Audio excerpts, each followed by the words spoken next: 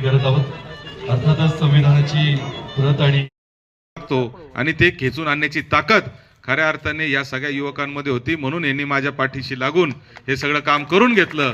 म्हणून त्यांच्यासाठी देखील एकदा आपण अभिनंदन केलं पाहिजे।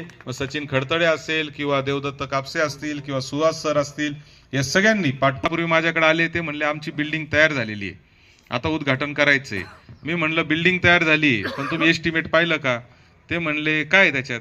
म्हणलं त्याच्यात कॉम्प्युटर आहे, त्याच्यात सीसीटीव्ही कॅमेरा आहे, त्याच्यात खुर्च्या आहे, त्याच्यात सगळे रीडिंग टेबल आहे, सगळे।